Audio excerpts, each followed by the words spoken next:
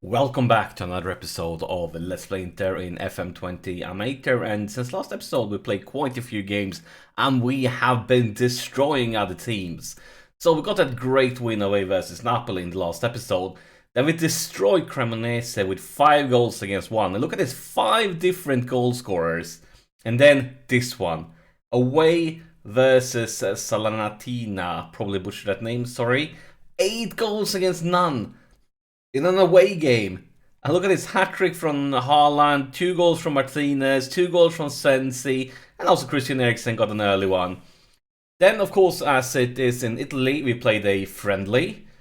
And, of course, you don't write home to your mom and brag about friendlies. But still, I was very pleased that we managed to beat Betis away. They're a good Spanish team. But especially since we got a player, Godin got sent off in the 17th minute. So we played most of the game with only 10 men down. And even though we did that, we managed to beat a decent Spanish side. And then in the last game, we managed to beat Parma at home, 2 goals against none, which brings us to this league table. So as you can tell, Napoli has fallen behind a bit since we beat them, while Juve is just going strong, winning. And we are somewhere in between. If we lose today, it's going to be a big gap to Juve. If we win today, we're going to catch up a bit, but it's still going to have some safety margin down. And today we play versus Atalanta, who's just outside the spots in Europe. You know that they're going to be very motivated. But we have that home advantage though, and hopefully we can make use of it. And then we have the Champions League. So as you know, last season, we got Liverpool, the reigning champions, and well, it was a sad story. We don't talk about the Liverpool games. We don't mention the Liverpool games. So today we were hoping for maybe something easier. Maybe we would get a team that we actually feel like we have a good chance against. I mean, look at the teams around there. I mean, they are good teams, but I mean, Club Brugge wouldn't be impossible.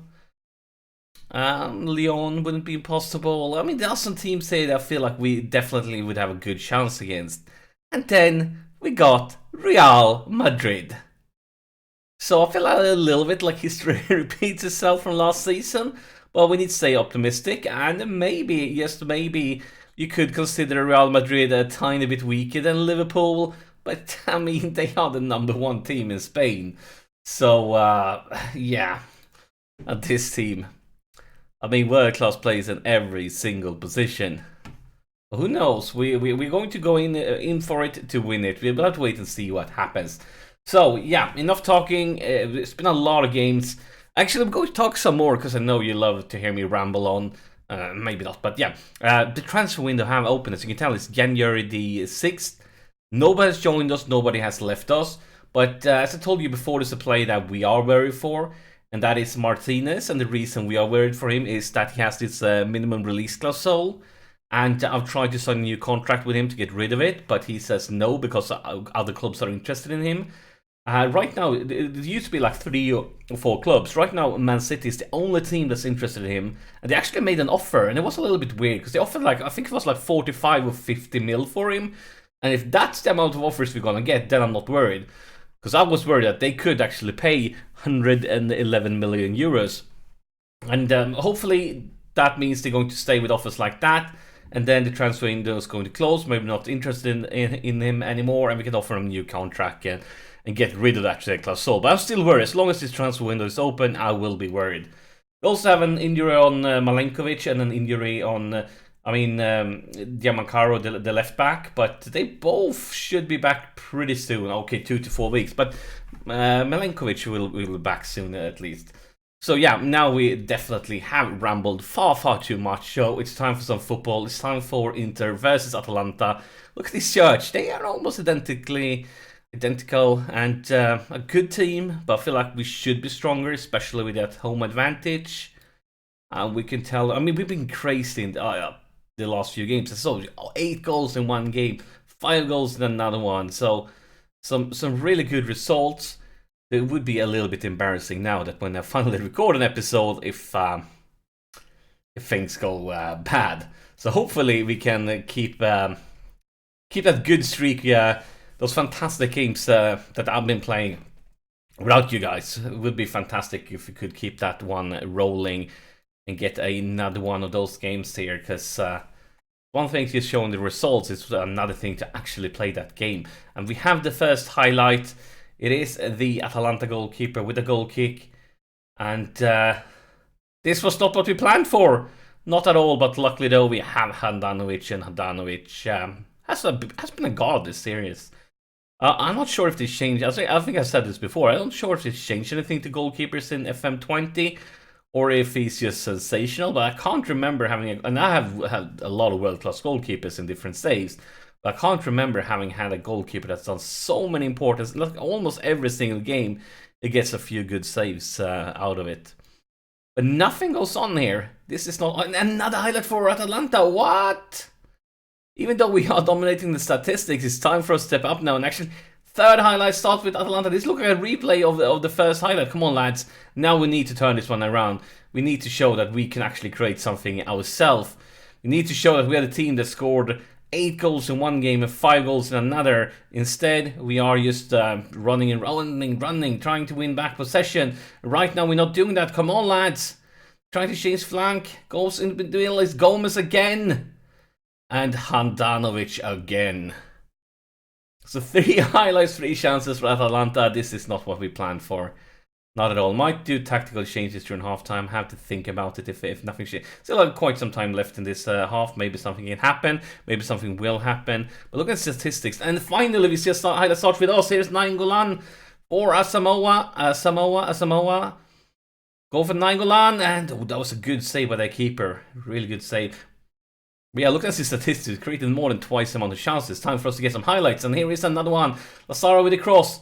Nope. No counter-attack. Yes, De Vries, Tonali, Asamoah, Nainggolan, Asamoah. Going into the middle. Nainggolan, Asamoah. Back and forth here between the boys. Asensio. Oh, what a goal by Marco Asensio. Basically, yes, there were personally around, but that was all Asensio by himself. Look at this one. Tonali to Gagliardini. Asensio, he just turns around, does this guy, and look at that finisher. Yeah, maybe don't need to do any tactical changes during halftime, because that is a beauty.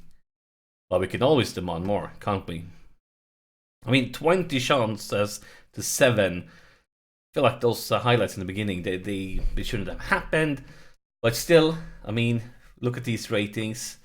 Look at the highlights that the team got. We need to tell them we're not pleased. There's definitely a lot of room for improvement here for the second half. And I expect to see a much better second half. At least when it comes to the highlights. Maybe it was great, but look at this! What a start on the second half! Haaland with a fantastic cross from Lazaro.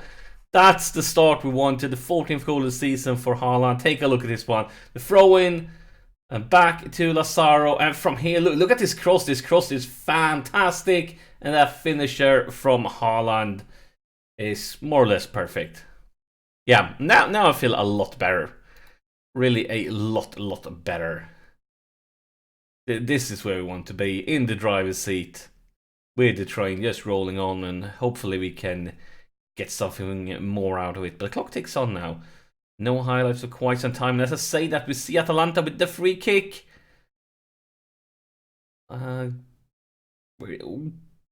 Beautiful there by Tonali.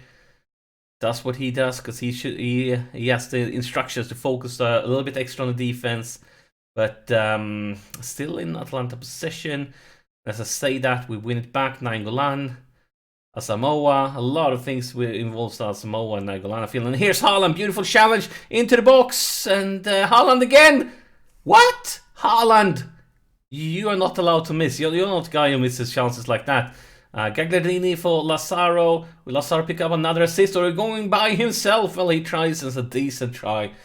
And we're going to see a corner from this one. It is Asensio with the corner. Clear defense. Esposito picks it up. Ooh, that was offside apparently. Now we're going to take a look at the subs here. So the kid has been pretty weak. We're going to bring in Martinez. And then Haaland's been great. I think we could go with Nainggolan. Actually, haven't been that good. Gonna bring in Riccardi, the youngster. Feel pretty safe and secure.